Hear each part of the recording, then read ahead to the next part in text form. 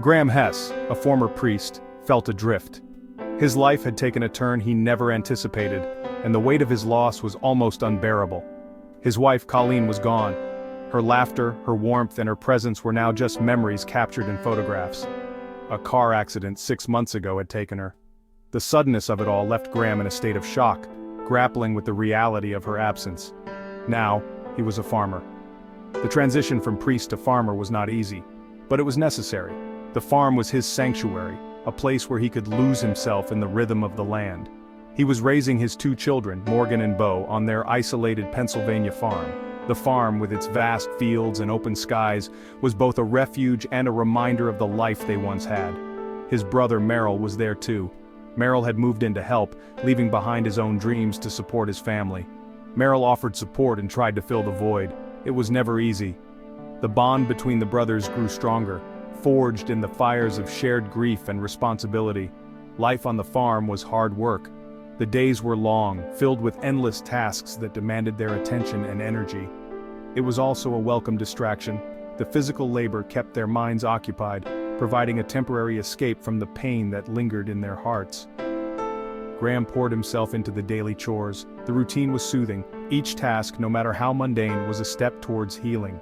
Still, Colleen's absence was a constant ache. Every corner of the house, every piece of the farm held memories of her. Morgan, his sensitive son, was plagued by nightmares. The loss of his mother had left a deep scar, manifesting in restless nights and fearful dreams. Bo, still too young to understand, asked for her mama constantly. Her innocent questions were like daggers to Graham's heart, each one a reminder of the void they were all trying to fill. Merrill did his best to keep their spirits up. He told stories, weaving tales of adventure and hope to bring a smile to their faces. He played catch with Morgan. These moments of normalcy were precious, a brief respite from the overwhelming grief. He even tried to cook, with disastrous but hilarious results. The kitchen became a place of laughter, a rare but cherished sound in their home. Graham appreciated his brother's efforts. Merrill's presence was a lifeline, a reminder that they were not alone in their sorrow. He knew they were all hurting. Each of them carried their own burden of grief, but they faced it together, drawing strength from one another. They were just trying to find their way. The path ahead was uncertain, but with each step, they moved closer to a new normal, one where the memory of Colleen would always be a guiding light.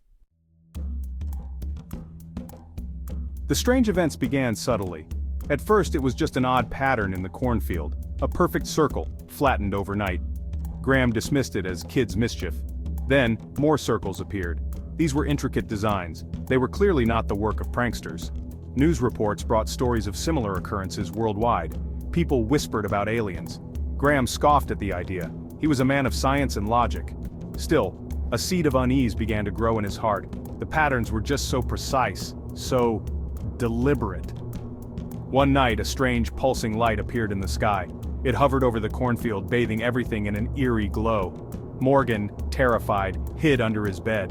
Bo, mesmerized, pointed at the sky and giggled. Graham felt a chill run down his spine. Something was not right. The atmosphere on the farm grew tense. Graham and Merrill began taking turns patrolling at night. Armed with flashlights and Merrill's old baseball bat, they scanned the fields. They listened for any unusual sounds. One night, Graham thought he saw a figure lurking at the edge of the woods. He called out, his voice tight with apprehension, but the figure vanished.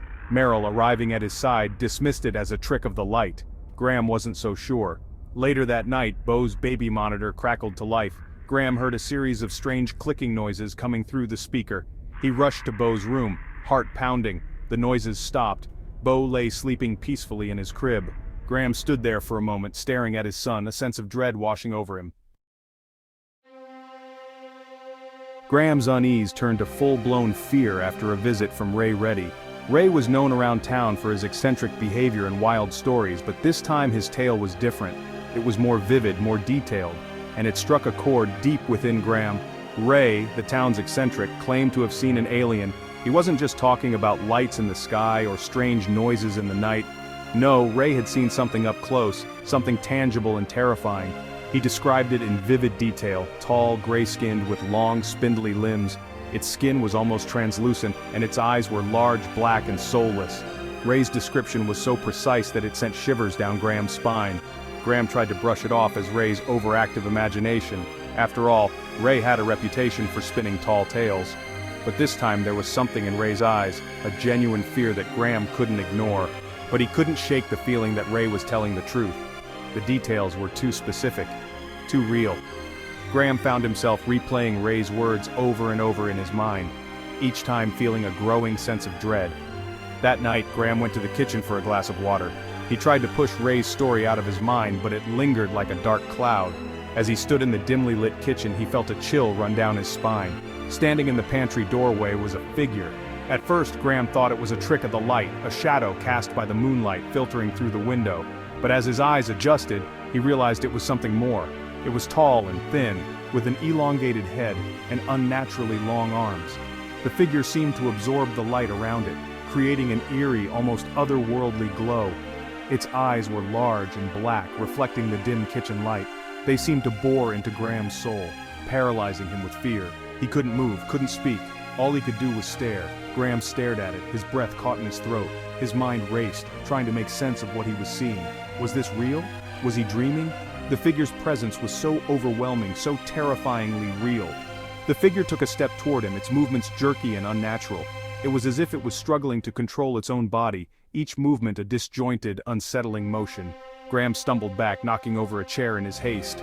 The sound of the chair hitting the floor echoed through the kitchen, breaking the silence like a gunshot. The sound seemed to startle the creature. It paused, its head snapping toward the noise with an almost mechanical precision. For a moment, Graham thought it might attack, but instead, it turned and vanished into the darkness of the hallway. One moment it was there, the next it was gone, leaving Graham standing alone in the kitchen, his heart pounding in his chest. Graham stood there for a long moment, his heart pounding in his chest. He tried to calm himself, to convince himself that it was all a hallucination, a trick of the mind, but deep down, he knew what he had seen was real, and it was only the beginning. The encounter in the pantry left Graham shaken. He had never felt such an overwhelming sense of dread before. The shadows seemed to close in on him, and the silence was deafening. Every creak of the old wooden floorboards made his heart race. He knew something was terribly wrong, and he couldn't ignore it any longer. He knew he couldn't keep the truth from Merrill any longer. The weight of the secret was too much to bear alone. He had to confide in his brother, no matter how unbelievable it sounded. The safety of their family depended on it. He told his brother everything, every detail, every fear, every strange occurrence that had been plaguing him. Merrill listened intently, his face a mask of concern and disbelief. But Graham could see the wheels turning in his brother's mind, processing the information. To Graham's surprise, Merrill believed him. He didn't question or doubt his brother's words. Instead, he nodded in agreement, understanding the gravity of the situation.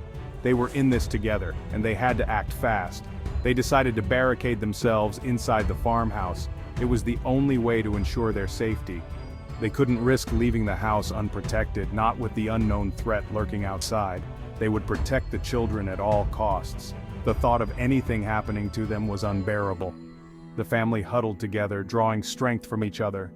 The parents held their children protectively, whispering reassurances even as their own hearts pounded with fear. They boarded up the windows, nailing planks of wood over every opening. The sound of hammering echoed through the house, a stark reminder of the danger they faced. Each nail driven into the wood was a step closer to safety, a barrier against the unknown. They moved furniture to block the doors. Heavy tables, chairs, and cabinets were pushed against the entrances, creating makeshift barricades. It was hard work, but the adrenaline fueled their efforts. They couldn't afford to leave any point of entry unguarded. The farmhouse, once a place of warmth and comfort, now felt like a prison. The familiar rooms and cozy corners were overshadowed by the looming threat. The boarded-up windows blocked out the sunlight, casting the house in a perpetual state of twilight. But it was a prison that offered a sense of security, however illusory. The walls that confined them also protected them. They had done everything they could to fortify their home, and now they had to wait and hope it was enough. As night fell, the atmosphere crackled with tension. The darkness outside seemed to press against the walls, amplifying every sound. The family sat in silence, their nerves stretched to the breaking point. Every creak and groan of the house was a potential threat. Morgan, sensing his father's fear, grew increasingly anxious. He clung to his father's side, his wide eyes reflecting the unease he felt. The tension in the air was palpable. and it was affecting everyone, especially the children. He started wheezing, his breathing becoming labored. The stress and fear were taking a toll on his young body. Each breath was a struggle, and the sound of his wheezing filled the room, adding to the family's growing anxiety. Graham realized with a jolt that Morgan was having an asthma attack. Panic surged through him as he watched his son struggle for air. He knew they had to act quickly, but the realization that they were out of inhalers hit him like a punch to the gut. They had used the last of his inhaler that morning. The empty canister lay discarded, a stark reminder of their dire situation. Desperation clawed at Graham as he searched frantically for a solution. They were trapped, and his son's life was in danger. The fortress they had built to protect them now felt like a cage, and time was running out. The aliens attacked. They slammed against the boarded-up windows. They rattled the doorknobs. The house shook with their fury. Inside, Graham huddled with his children, fear gripping his heart. Merrill, armed with his baseball bat, stood guard at the top of the stairs. Suddenly, the front door burst open. A tall, gray figure stepped inside. Its black eyes scanned the room, settling on Graham and the children. It lunged towards them, its long arms outstretched. Graham closed his eyes, bracing for the worst. There was a loud crack. Graham opened his eyes to see Merrill standing over the fallen alien, his baseball bat raised high. The alien lay still, its body contorted at an unnatural angle. Merrill had knocked it unconscious, but how long would it stay down?